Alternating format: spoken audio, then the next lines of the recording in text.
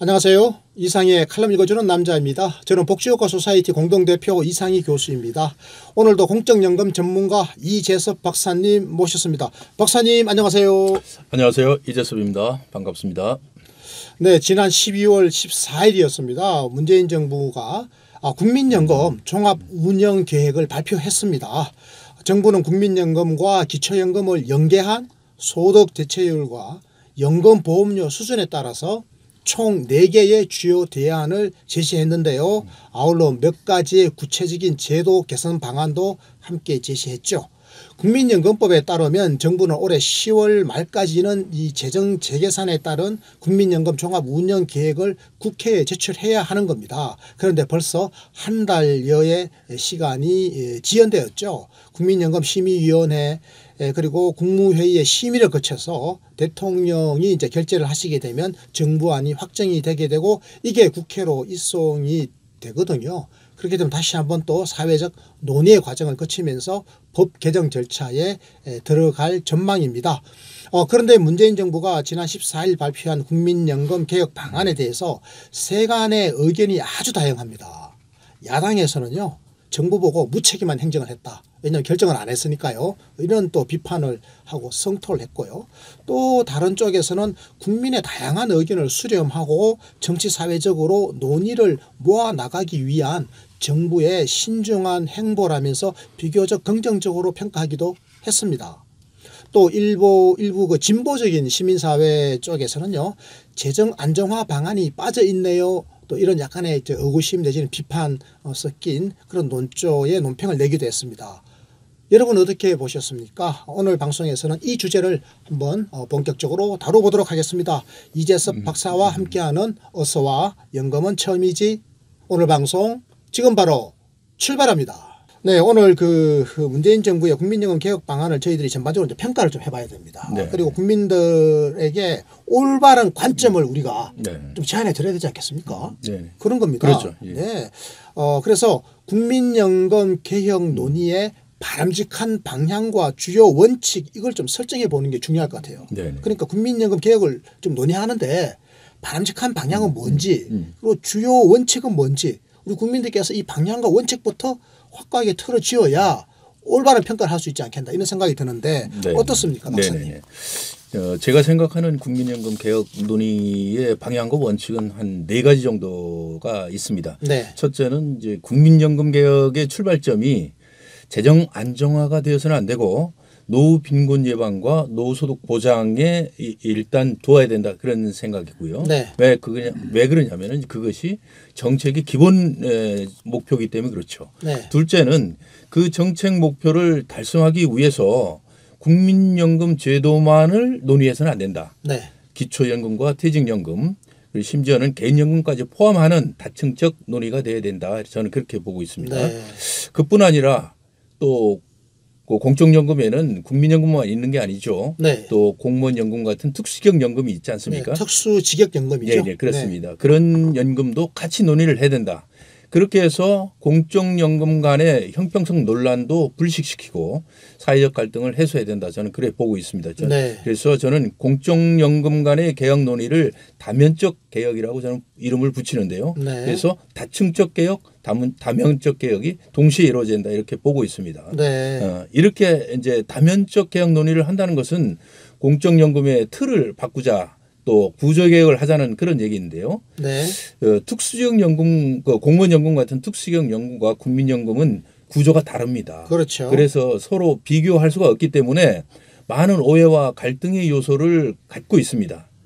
그래서 이 구조를 좀 바꿔야 된다. 이 논의를 우리가 좀 해야 돼요. 해야 됩니다.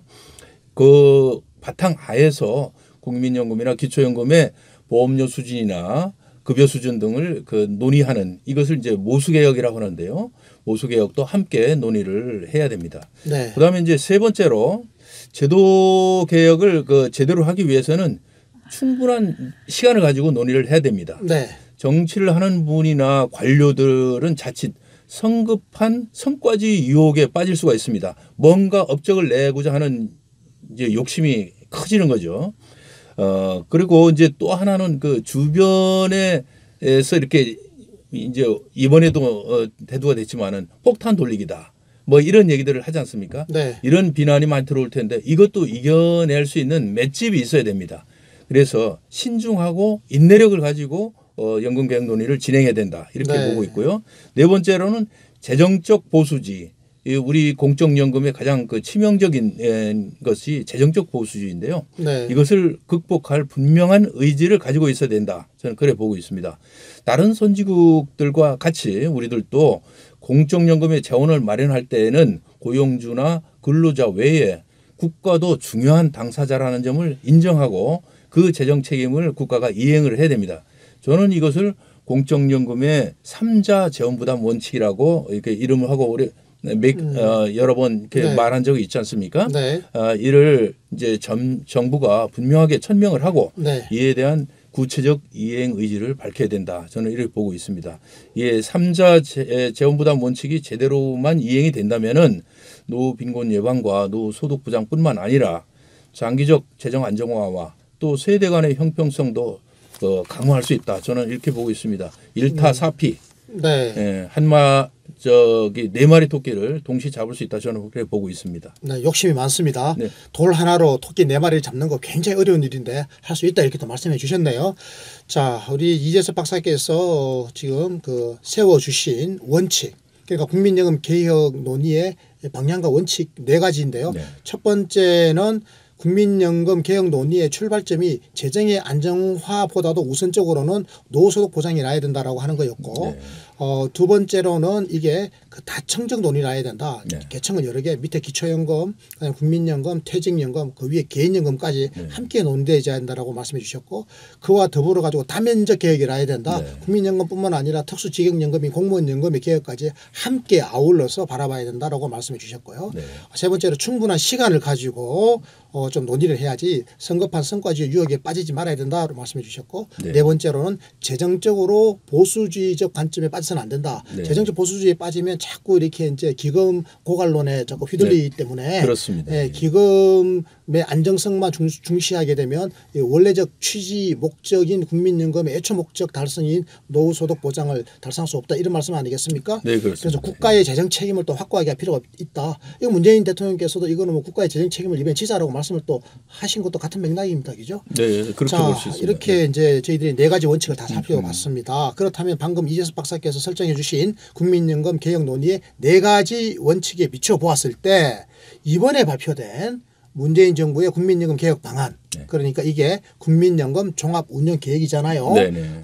이것을 우리가 바라보면서 어떤 평가를 내릴 수 있을 것인지 이제 하나씩 좀 따져보죠. 네네네. 자, 첫 번째로 국민연금 종합 운영 계획의 도출 과정, 이 도출 과정이 과연 정당했는지, 네네.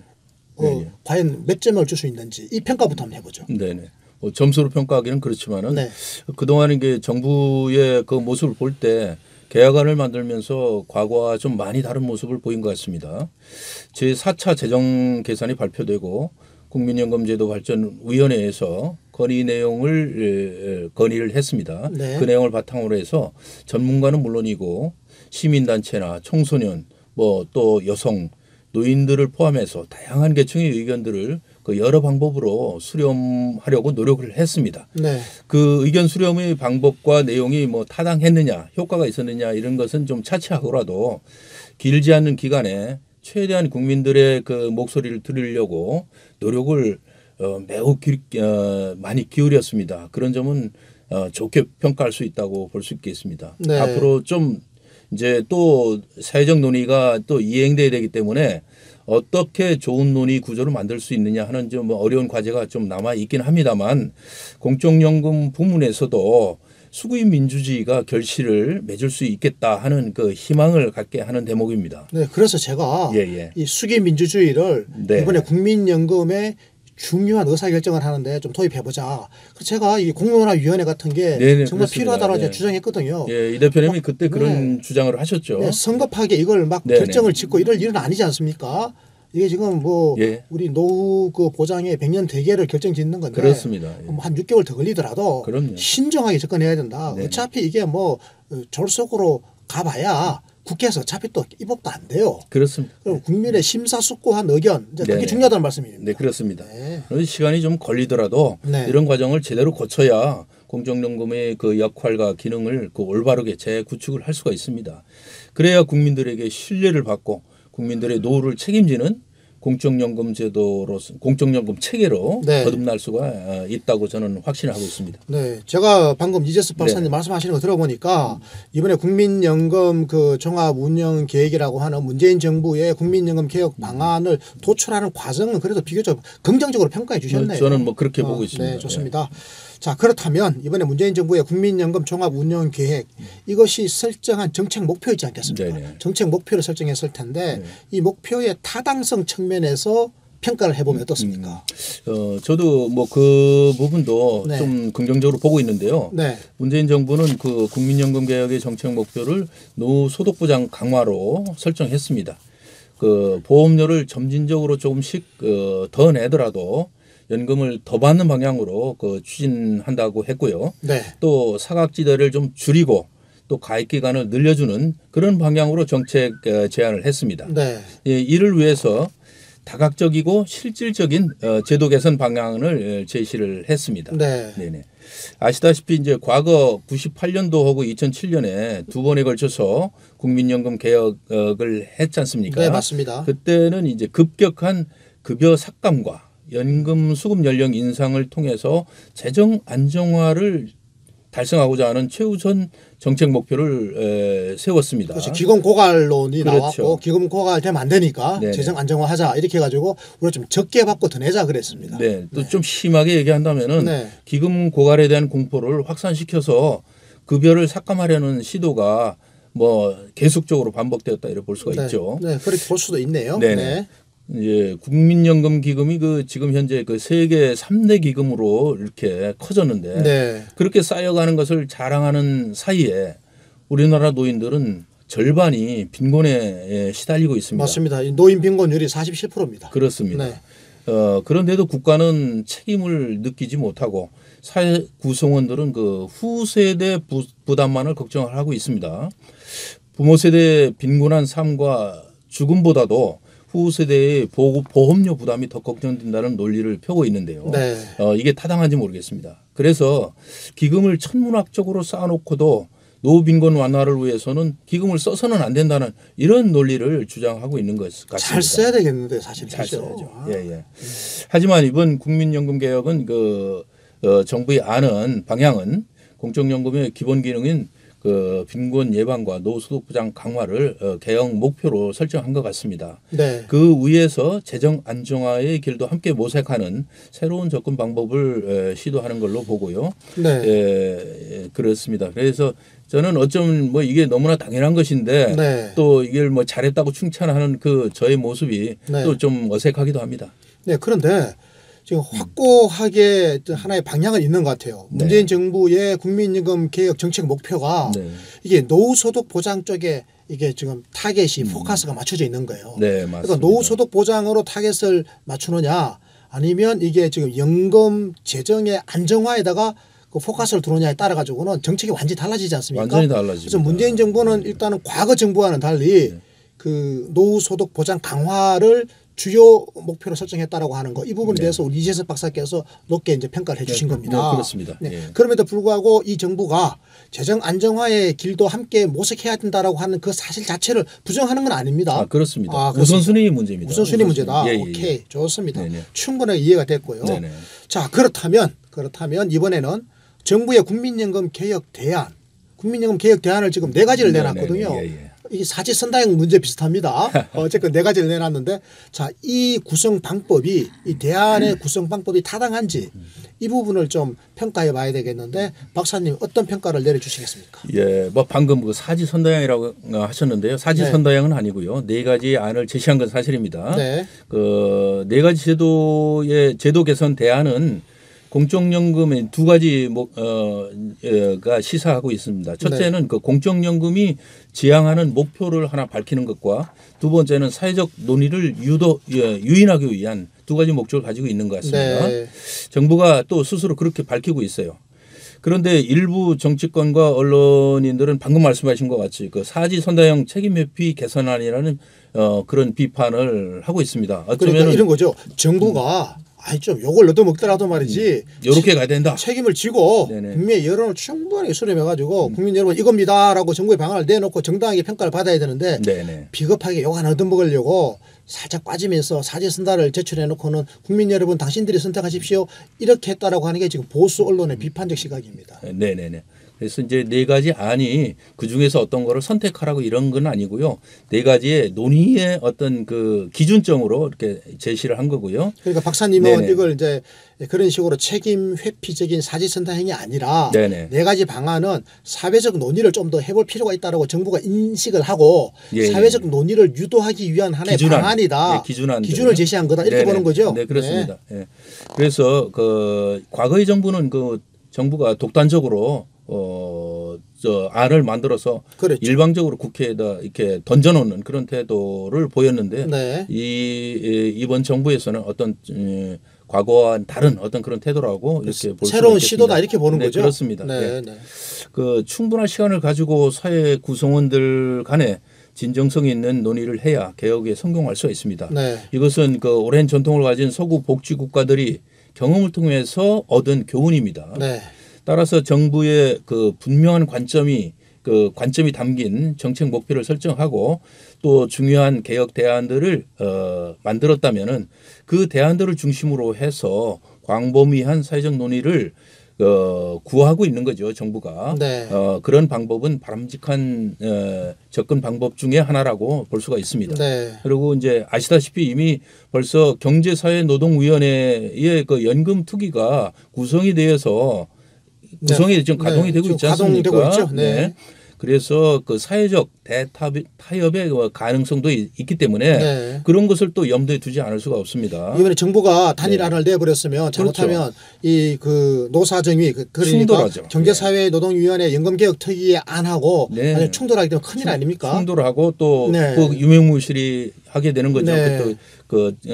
이제 경사노위의 연금특위가 유명무실해질 수가 있습니다. 네, 그렇네요. 그리고 또 이제 그 이후에도 이제 정당이 관여한 어떤 그 입법 과정에서의 조율도 필요한 거고요. 네. 예, 그렇습니다. 그래서 정부 안은 그 사회적 논의의 가이드라인이고 정부의 철학과 의지가 담긴 어떤 표현이라고 이렇게 볼 수가 있고요. 네. 그런 의미에서 이제 문재인 정부는 소득 보장 강화라는 분명한 정책적 목표가 있고 네. 또 지역 가입자들의 이제 내에서 50%까지 그 보험료를 지원해 준다는 어떤 네. 실질적인 제도 개선안까지도 가지고 있지 않습니까? 아, 이거 정말 중요하네요. 네, 그렇습니다. 지역가입자들이 지금 사각지대에 빠져 있으니까. 그렇습니다. 예, 이분들 보험료 50% 지원해 주겠다? 네네. 아, 그래. 그동안에 두루두리 사업이라고 그래가지고 네. 영세 기업들, 기업의 네, 네. 근로자들에 대해서는 보험료의 최대 뭐 80%까지 막 지원해 줬지 않습니까? 네, 90%까지. 네. 근데 이게 지금 뭐 그 지역 가입자들에게는 없었단 말이죠. 전혀 없었죠. 영세 네. 자영업자들 굉장히 어려워가지고 한 달에 네. 150만 원 겨우 버는 사람들 네, 네. 보험료 가입 보험료 안 내버리지 않습니까? 그분들이 60% 정도는 이제 그렇죠. 사각지대에 놓여 있는 거죠. 그렇습니다. 네네. 그래서 이런 분들에 대한 어떤 그런 개선안까지 제시해서 네. 사회적 논의의 방향과 틀을 제시했다. 네. 그런 측면에서는 이 그 정부의 그 네 개의 안을 제시한 것은 나름대로 바람직하다 이렇게 저는 보고 있습니다. 자, 그렇다면 이번에 제시된 네. 네 개의 주요 개혁 대안이 있지 않습니까? 네네. 이걸 구체적으로 내용적으로 좀 살펴볼 필요가 있는데요. 네네. 설명을 좀 간략하게 해 주십시오. 네, 그러겠습니다. 제 첫 번째 안은 그 현행 제도를 유지하는 안입니다. 네. 소득 대체율이 이제 40%고 보험료가 9%인데요. 이 안을 이제 여론조사를 해보니까 한 절반 정도의 국민들이 네. 이 그대로 놔뒀으면 좋겠다 하는 의견이 있기 때문에 이 안을 제시한 것 같은데 네. 그건 좀 소극적 아니고 네. 그래서 이건 채택의 가능성은 좀 없다고 저 개인적으로 보고요. 네. 또 두 번째 안은 기초연금을 강화하는 안인데요. 네. 그 국민연금의 그 소득 대체율과 보험료는 그대로 놔두고 네. 기초연금만 25만 원에서 점진적으로 해서 40만 원까지 2022년에 40만 원까지 인상하는 방안입니다. 네. 이 안은 지금 현재 노인 세대의 빈곤이 너무 심각하니까 즉시 효과가 날 수 있는 기초연금을 강화해서 노인 네. 빈곤을 좀 강화 이제 네. 완화해주자 하는 원래 그런- 문재인 정부에서 네. 기초연금은 30만 원까지 주도록 되어 있는데 그렇죠. 이걸 40만 원까지 이제 키우는 네. 겁니다. 네, 네, 네, 여기에 그렇습니다. 2안이고요. 네, 또 그리고 4만 원. 3만은 국민연금 가입자들의 노후 소득 보장을 확충하는 안입니다. 예, 이제 연금을 강화하는 거죠. 국민연금을. 네. 소득 대체율을 현재 45%를 그러니까 해서 기초연금은 30% 예, 예, 30만 원, 예, 30만 원 그대로 예, 주는 네, 겁니다. 그렇죠. 네. 그대로 그것은 예정대로 네. 진행하고 국민연금을 이제 원래는 28년까지 40%까지 저하되도록 돼 있는데 45% 현재의 수준에서 동결을 하고 네. 그 보험료는 점진적으로 해서 2031년에 12%가 되도록 인상하는 점진적으로 인상하는 안입니다. 그리고 5년마다 1% 포인트씩 올리는 겁니다. 그렇죠. 예, 예. 그다음 네 번째 지금 안은 9%를 5년 단위로 1%씩 올려서 예, 예. 12%까지 가도록 하는 거죠. 그렇죠. 네. 제 네 번째 안은 네 번째. 그 국민연금의 소득 보장을 좀 더 강화하는 안입니다. 네. 소득 대체율을 50%로 상향 조정하고 네. 그에 따른 그 보험료율을 현행 9%에서 점진적으로 21년부터 5년마다 이것도 1%씩 해서 2036년에 네. 13%까지 인상하는 그런 방안입니다. 그러니까 예. 세 번째 방안은 소득 대체율 45%까지 가는 건데 네. 여기서 이제 최고 보험료율이 12%까지 네, 가는 그렇죠. 거고 네 번째는 50%의 소득 대체율인데 이것은 13%까지 올라가는 거. 네, 네, 그렇습니다. 기초연금은 30만 원 그대로 유지하는 네, 겁니다. 그렇습니다. 자, 이 정도로 이제 저희들이 네 가지 대안을 함께 저희들이 검토를 해 봤는데요. 자, 이번에 그런데 말이죠. 국민연금 가입의 그 동기를 유발하는 거. 이게 굉장히 중요한 거 아니겠습니까? 네, 그렇죠. 지금 가입을 안 하고 계시는 분이 너무 많으니까 네네. 가입 동기 유발 그리고 최대한 가입 기간을 확대해야 되지 않겠습니까? 그러려면 이제 국가가 재정 지원해 줘야 될 텐데 네네. 이번에 이 내용이 포함되어 있죠. 네, 그렇습니다. 요 설명 좀 해주세요. 네네. 제가 마중물 정책이라고 표현을 한 것인데요. 네. 이번에 이제 문재인 정부에서 반영을 한 것 같습니다. 네. 가장 인상적이었던 것이 방금 말씀하신 그동안 정부가 무관심했던 지역 가입자 중에 사업 중단이나 실직 등으로 연금 보험료를 납부하지 못하는 분들, 네. 납부 예외자들이죠. 그분들에게 국민연금 보험료의 50%를 지원해 주기로 한 겁니다. 네. 정부가 예상하는 것으로는 약 한 350만 명이 납부 예외자들이 네. 보험료 지원을 받아서 연금 가입 기간을 확대함으로써 소득 대체율을 실질적으로 증가시킬 수 있는 것으로 이렇게 판단을 하고 있습니다. 명목상의 소득 대체율보다 사실은 이 실질 소득 대체율의 증가가 더 중요한 겁니다. 그게 네. 실질적인 네, 거죠. 맞습니다. 네네. 또 출산 크레딧도 있죠. 네네. 출산 크레딧도 이제 첫째 아이에게는 크레딧을 주지 않았는데 그동안에 안 줬죠. 네, 그렇는데 네. 첫째 아이 출산의 경우에도 6개월간의 재직 기간을 추가로 인정해 주도록 네. 이렇게 계획이 되어 좋습니다. 있습니다. 네. 아울러서 이제 기초연금 아까 말씀드렸듯이 30만 원 약속을 돼 있는데 그걸 소득 구간별로 단계적으로 확대하는 방안도 있죠. 들어 있습니다. 네. 내년에 소득 하위 20%까지 30만 원을 주고 네. 2020년에는 소득 하위 40%까지, 네. 2021년에는 70%까지 30만 원을 지급하도록 이렇게 계획이 돼 있고요. 네. 이것은 이제 문재인 대통령이 대선 공약을 어떻게 조기에 이행하겠다는 확실한 의지의 표현입니다. 네, 그렇습니다. 네. 자, 문재인 정부의 국민연금 개혁 방안 저희들이 이제 충분하게 네네. 살펴본 것 같습니다. 네. 우리 시청자, 청취자 여러분께서도 이제 충분히 이해를 하셨을 거라고 보고요. 네. 자, 그러면 이번에는 이게 우리가 맨날 찬양만 하고 있을 수는 없어요. 칭찬이 있으면 또 그 이면에는 우려스러운 점을 또 지적할 용기가 있어야 됩니다. 자, 문재인 정부의 연금 개혁 방안 우려스러운 점 없을까요? 먼저 말씀드리고 싶은 건데 찬양은 절대 아닙니다. 지금까지는 저는 좀 그렇게 비쳤어요. 그건 아니고 사실은 관점의 전환이 굉장히 중요한데 네. 그것을 평가하는 것이고요. 그러니까 긍정적으로 평가했다. 네네네. 이 소리를 제가 네. 유머스럽게 한 겁니다. 제가 좀 마음이 좁아가지고 네. 잘 못 받아들입니다. 네. 네, 좋습니다. 하여튼 그렇고요. 자, 그동안에는 이제 저희들이 좀 네네. 긍정적인 평가를 많이 했는데 이번에 좀 네네. 우려스러운 점 한번 찾아보자 네네. 이런 이야기죠. 네, 그렇습니다. 전반적으로 제가 긍정적 평가를 하면서도 네. 한두 가지 좀 우려스러운 점이 없지 않아 있습니다. 네.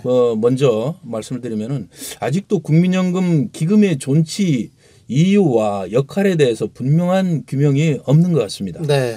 정부의 소득 강화안이 지금 나왔지 않습니까? 그러자마자 이런 의견들이 있습니다.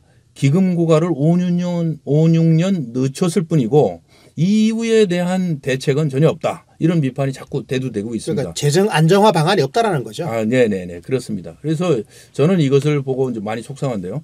기금 고갈론의 망령이 다시 고개를 들고 있다고 저는 좀 또 과도하게 표현을 하자면 그렇습니다. 네. 그 완전 적립식으로 그 국민연금이 설계되지 않았습니다. 근데 그렇게 설계되지 않은 공적연금에서 기금 고갈을 영원히 막는 것이 과연 바람직한가? 저는 근본적인 의문을 가지고 있습니다. 네.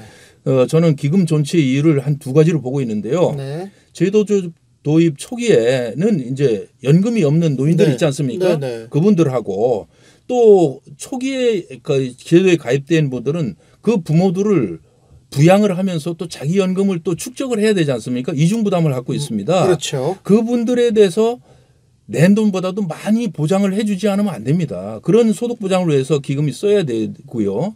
또 하나는 농촌 사회에서 이제 산업 사회 되면서 사실은 출산율이 급격히 저하되는 건 어느 나라나 똑같습니다. 그래서 네. 그랬을 경우에 출산율의 격차 이 부분에 대한 문제를 완충시키기 위한 역할을 기금이 해야 된다 이렇게 생각을 하고요. 네, 네. 그게 가장 중요한 일이고 그 이후에는 기금이 반드시 존치해야 된다는 이유는 없다. 저는 그렇게 보고 있습니다. 언젠가 네네. 인구 구조가 안정화되면은, 그때는 네. 그때 당대의 생산 가능 인구가 생산한 것을 예, 가지고 어른 세대를 바로 부양하는 네네. 이런 식으로 소위 말하는 부가식으로 갈 수도 있는 거 아니냐 이 말씀입니다. 네, 그렇습니다. 자, 예, 또 어떤 게 네네. 있습니까?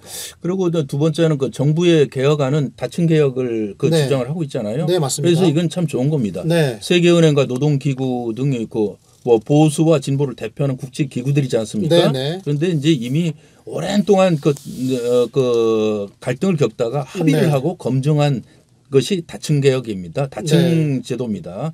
그런데 우리나라도 이제 이미 다층 외형상으로는 다층 연금 체계를 갖추고 있습니다. 네. 그냥 문제는 어떤 것은 유명무실하고 어떤 것은 기능과 역할이 불분명하다는 데 문제가 있습니다. 이런 것들을 이제 시급히 잡아야 되는데요. 네. 이제 제가 말씀드리고 싶은 거는 다층 개혁만으로는 공적연금의 그 공적연금 간의 그 격차, 연금 격차, 네. 그에 따른 그 사회적 갈등 이런 것들을 피할 수가 없다 이런 겁니다. 네. 이제 당장에 내년이 되면은 공무원 연금 등 특수형 연금의 재계산 시기가 돌아옵니다. 네. 그럼 시작이 됩니다. 내년부터. 그러면 국민연금 개혁이 지금 뭐 한참 이제 논의가 되고 있는데 또 다시 이제 공무원 연금도 또 이제 대두가 된 개혁 네, 자, 논의가 대두됩니다. 결론 내려주십시오. 네. 예. 그래서 이제 아주 갈등이 이제 네. 반복됩니다. 네. 그래서 저는 이제 전 국민이 함께 소득 재분배에 참여하는 사회적 연대에 기반을 한 그런 연금 체계를 구축해야 되고요. 네. 공직의 그 직업적 특성을 그 위에서 반영하는 공정한 연금 체계를 만들어야 된다 이렇게 네, 보고 있고요. 좋습니다. 공정한 네. 연금 체계를 네. 만들어야 된다 네. 이렇게 말씀해 주셨네요. 그렇습니다. 네, 존경하는 이 칼럼 청취자 여러분, 오늘 저희 방송 어떠셨습니까? 연금 제도가 도입된 지 벌써 30년이 됐는데요.